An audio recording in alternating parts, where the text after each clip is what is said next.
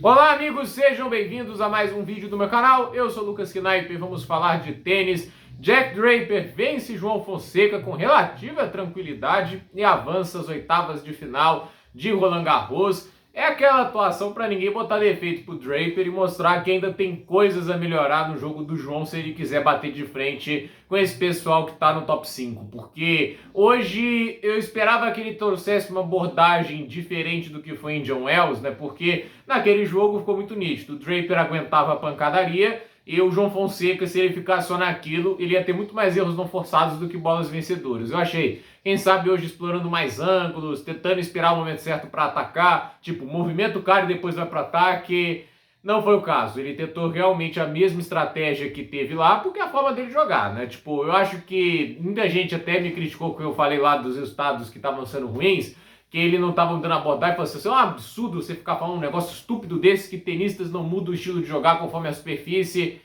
Mas, gente, tem gente que não muda mesmo. E o João, claramente, joga do mesmo jeito que joga numa quadra dura. Ele tá sendo muito agressivo, tá tentando ditar o ritmo do jogo o tempo todo, impor um volume, sufocar o adversário. É a maneira dele jogar tênis, e eu acho que é nítido que ele tá muito comprometido com essa ideia, né?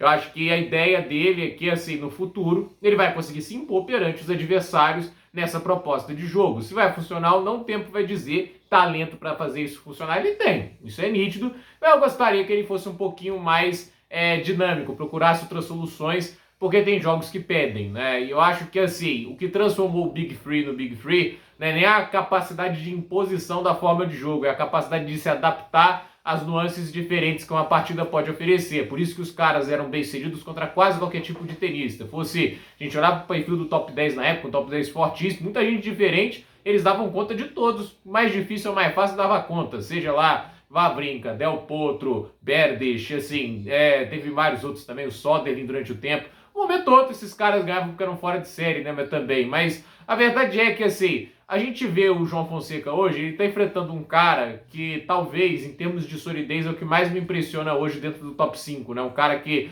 tem muito recurso, tem muita variação. Eu acho que, assim, a diferença do Draper hoje para o Sinner e o Alcaraz é mesmo a letalidade dos golpes, porque o Draper não tem golpes tão letais quanto o espanhol e o italiano. Mas de resto, o cara não tá devendo nada, né? Inclusive, acho que estrategicamente falando, ele tá até mostrando ter um potencial de estar acima do italiano e do espanhol, porque a maneira que ele lida com as nuances do jogo, como ele consegue mudar a forma de jogar perante as dificuldades, é formidável, né? E ao meu ver, o João é muito ansioso.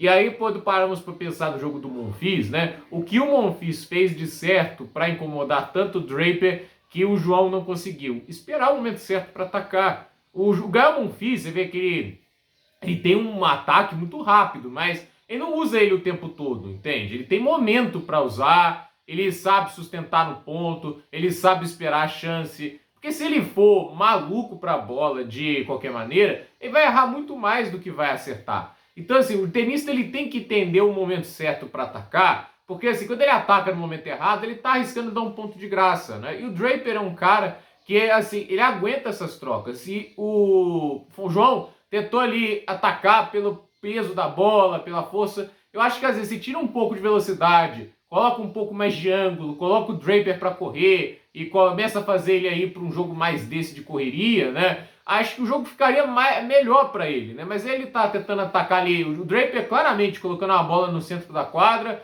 deixa o João atacar, aguenta a pancadaria, aí no momento certo ele faz o contra-ataque, ele muda a direção ali para uma paralela. Então, assim, o timing de ataque do Draper tá bem acima. E, assim, é um tenista pronto, né? Eu acho que é nítido falar que o Draper é um tenista pronto, é um tenista top 5, é muito completo, é muito inteligente. E, assim, ele tem 23 anos, né? O João Fonseca é 5 anos mais jovem que o Draper. O Draper só se tornou esse tenista no finalzinho do ano passado pra cá, né? Então, assim, demorou bastante pro Draper sair da promessa e vingar. E, assim, isso é uma coisa normal, entende? O Alcaraz, o Nadal, esses caras que já estão 19 anos prontos para lutar contra qualquer tenista, esses caras são exceção de regra, entende? Os 18 anos, o João Fonseca tá muito acima da média dos tenistas dessa idade, entende? E aí é aquele negócio, às vezes falta experiência, falta essa leitura de jogo, né? Isso aconteceu na segunda rodada com o Menzik também. O Menzik é muito jovem, tem 19 anos, né? Eles estão muito acima do que a gente está esperando para um atleta dessa idade, né? E é por isso que já tem muita expectativa em cima deles, porque pelo que eles já foram capazes de apresentar. E eu acho assim, o Roland Garros do João é ótimo. Ele consegue 2 boas vitórias, ele consegue chegar na terceira rodada, e assim, ele enfrentou um dos favoritos, um dos melhores tenistas do mundo. Para mim, top 3 da temporada, o Draper tá lá. É o Sinner, o Alcaraz e é o Draper. Mas a questão é, eu só queria ver uma abordagem um pouco diferente. No segundo set foi quando eu vi mais ele tentar fazer alguma coisa ali de ir para um ângulo, de assim, jogar uma bola na paralela, mas de mais colocação e não tanta potência, entende?